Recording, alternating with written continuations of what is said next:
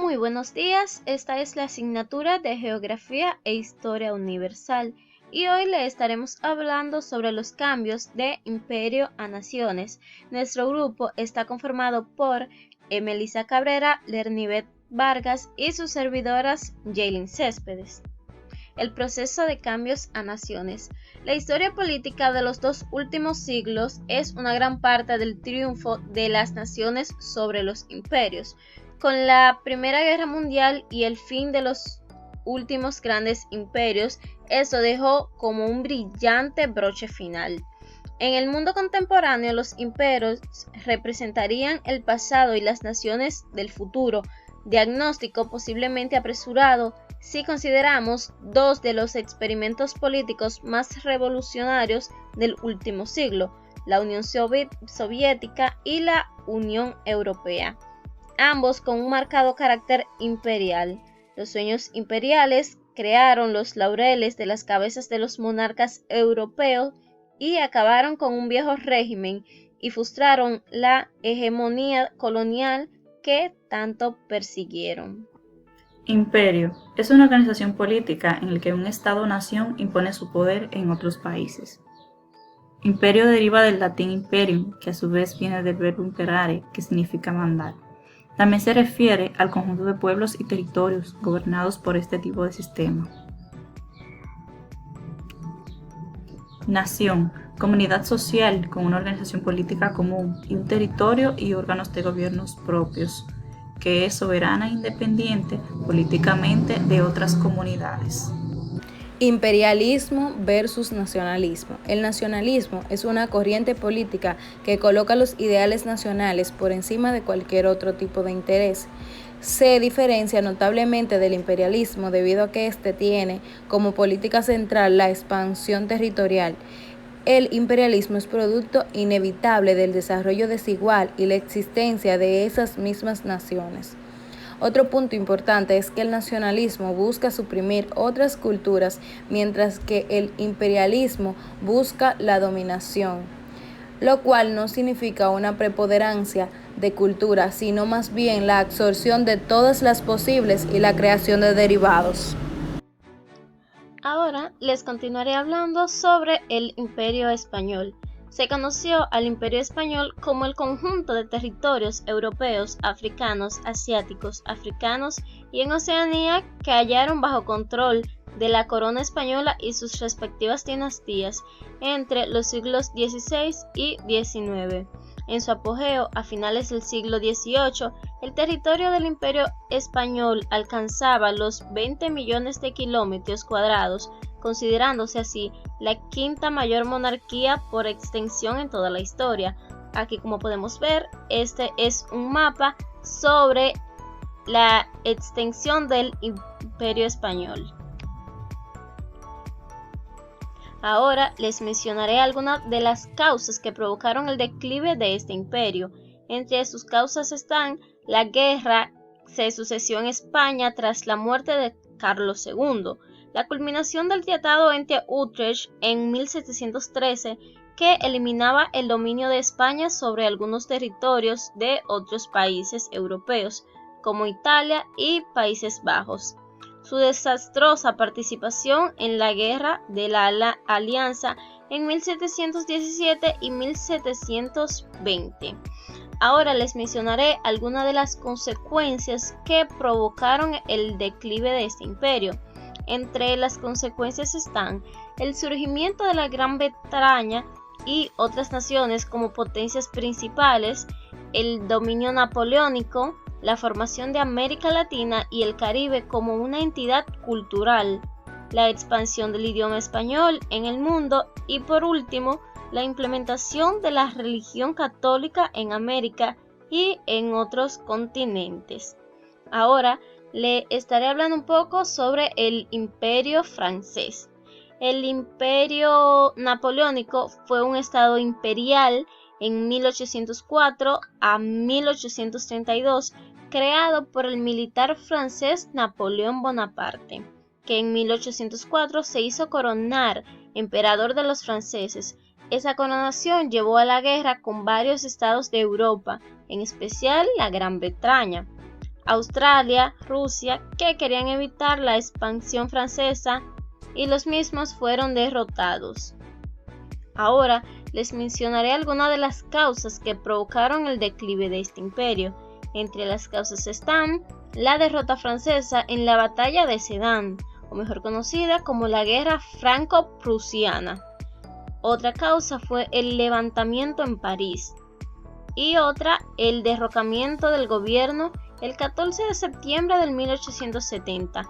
Esto llevó a la abdicación de Napoleón y al fin de este imperio. Ahora les estaré mencionando algunas de las consecuencias que provocaron el declive de este imperio. Se produjo la restauración y con ello el regreso a antiguo régimen, es decir, la monarquía absoluta. Otra consecuencia es que la Gran Bretaña se convirtió en la gran potencia europea. Y por último, facilitó la independencia de las colonias españolas en América, que tampoco querían a Bonaparte como rey. Aquí, como podemos ver, este es un mapa sobre este imperio. El Imperio Romano. En el 27 a.C. se estableció el imperio con César Augusto como primer emperador de Roma. Las conquistas en Egipto, Britania, Mesia y Tracia hicieron cada vez más grande el territorio de dominio romano.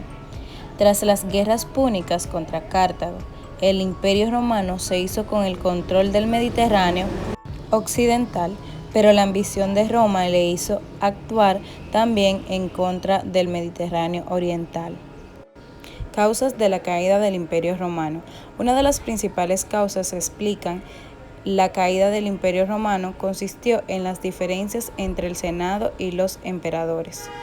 Otra es, las fronteras del imperio se volvieron inseguras debido a los ataques de los pueblos germánicos, el aumento de poder del ejército, la crisis económica y social, el rápido crecimiento de las tierras conquistadas por el imperio condujo a una necesidad de defender las fronteras y los nuevos territorios de Roma. Consecuencias de la caída del Imperio Romano. Los hallazgos de la arqueología y las de otras disciplinas académicas han apoyado a mucha luz este periodo que se dividió en dos etapas. El surgimiento de una nueva etapa histórica en la Edad Media. Se dividieron en tribus, también la ganadería y la agricultura. Se establecieron en Europa nuevos reinos bárbaros. Estaba pensado originalmente como una crítica a la falta de carácter. El Imperio Británico fue el más extenso, junto al igual que el Imperio francés, llegando a alcanzar su madurez durante el reinado de la reina Victoria, en 1847 hasta 1901.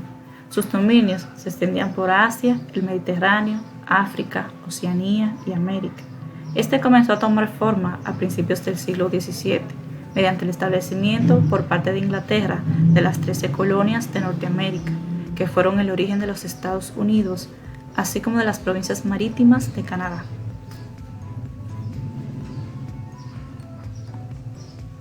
Algunas causas y consecuencias de la caída del Imperio Británico que se pueden mencionar están que el Imperio Británico enfrentó transformaciones legales en el estatus de sus dominios. Además, Irlanda en 1922 se separó de Irlanda del Norte, parte aún de la Mancomunidad Británica. La Segunda Guerra Mundial, la devastación y crisis económica de toda Europa favoreció un proceso paulatino, pero firme de descolonización. Esto fue particularmente rápido en el caso africano, en una seguidilla de independencias tras años de lucha armada. Ghana en 1957, Nigeria en 1960, Suazilandia en 1968 y Seychelles en 1976.